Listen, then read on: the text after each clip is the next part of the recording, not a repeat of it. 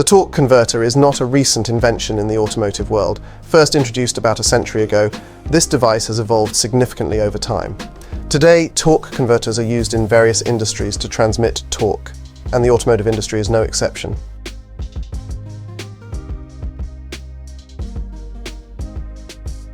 The precursor of modern torque converters was created in 1905 by Hermann Fottinger, a talented German engineer who worked on devices for torque transmission. He called his invention a hydraulic coupling and initially intended it for use in ships. The concept involved transferring torque through fluid recirculation within the space between a pair of bladed wheels, designed to reduce reverse load on shafts, engines, and connecting parts. This fluid coupling solved issues of rigid linkage between units and the components attached to them. The first car equipped with a torque converter was the 1939 Oldsmobile Custom 8 Cruiser by General Motors. Drivers quickly noted how effortless, simple, and comfortable the car was to operate. Soon, similar devices appeared in other personal vehicles. Today, torque converters are essential components in automatic transmissions, and car enthusiasts often refer to them as donuts because of their unique shape.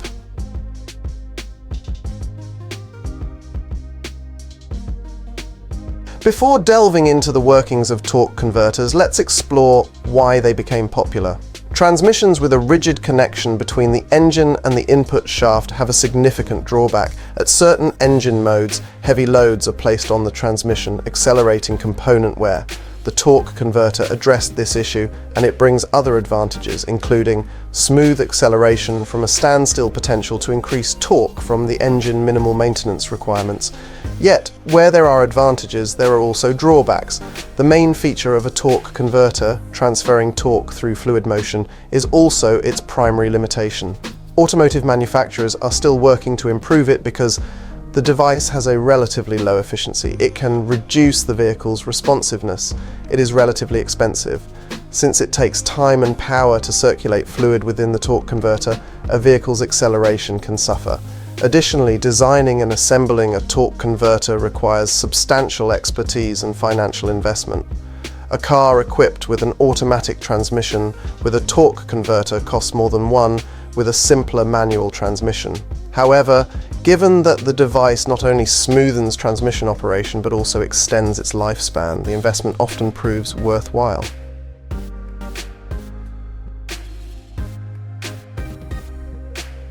The torque converter operates by transferring torque from the engine to the vehicle's transmission without a direct mechanical link.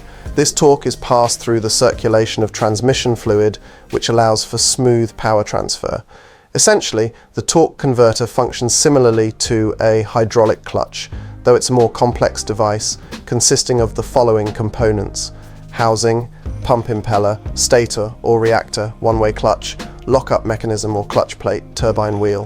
Upon disassembling a torque converter, you'll find the turbine, pump impeller and stator on a common axis, all immersed in transmission fluid. These bladed wheels lack rigid connections among themselves, but such a connection isn't necessary. The pump impeller is rigidly connected to the engine's crankshaft, meaning it spins whenever the engine is running. The turbine wheel, in turn, is connected to the transmission's primary shaft. Between these two wheels is the stator, equipped with a one-way clutch that prevents it from spinning in both directions. Unlike a typical hydraulic clutch, a torque converter includes this stator and one-way clutch. The blades on each wheel have a specific geometry to capture the maximum amount of transmission fluid. As the engine starts and revs up, the pump impeller spins faster, setting the fluid in motion. The turbine wheel, with similarly shaped blades, is then driven by this fluid. The stator serves a unique role, accelerating the fluid via a special blade design with narrowing channels that direct the fluid toward the output shaft at increased speed. The flow of fluid in the torque converter depends directly on the pump impeller's speed, which is tied to the crankshaft's rotation. When the pump and turbine wheels synchronize, the torque converter behaves like a hydraulic clutch, ceasing to amplify torque.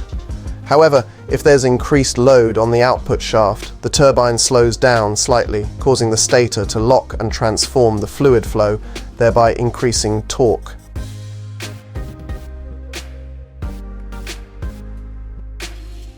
To fully grasp the torque converter's operation, it's important to understand its modes.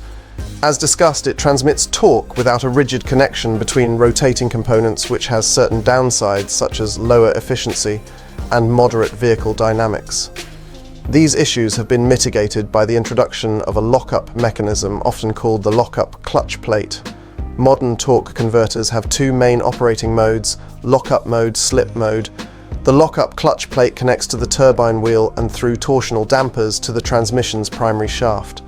When instructed by the transmission control unit, it presses against the converter's inner housing under fluid pressure. With friction material on the plate, this setup can create a direct connection to transfer torque from the engine to the transmission without fluid involvement. Lockup can engage at any gear. The torque converter may also operate in a partial lockup or slip mode, where the plate doesn't fully press against the housing. Here, torque transfers through both the lockup mechanism and the circulating fluid. This mode provides smooth operation and good performance, especially during acceleration. However, repeated partial lockup can cause friction plate wear, leading to debris in the transmission fluid and potentially impacting its properties. The transmission control system typically engages slip mode during acceleration and disengages it at lower speeds.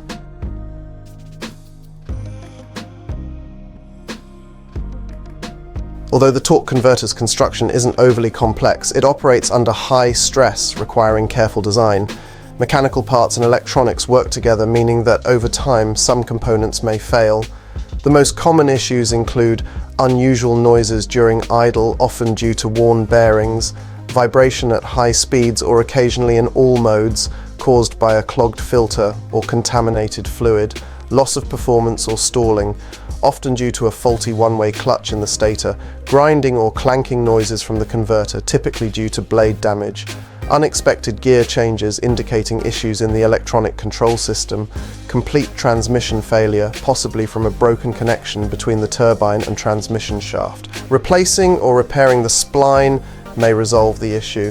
Overheating is another potential risk if maintenance is neglected. For instance, ignoring regular fluid changes may lead to dry friction and overheating. The problem is usually addressed by replacing worn parts, cleaning the system, and refilling with fresh fluid. In severe cases, specific converter components may need replacement.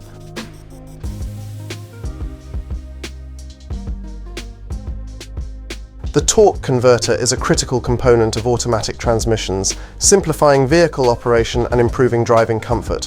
While generally durable, neglecting maintenance can lead to significant wear and unexpected breakdowns. However, even worn converters can often be repaired.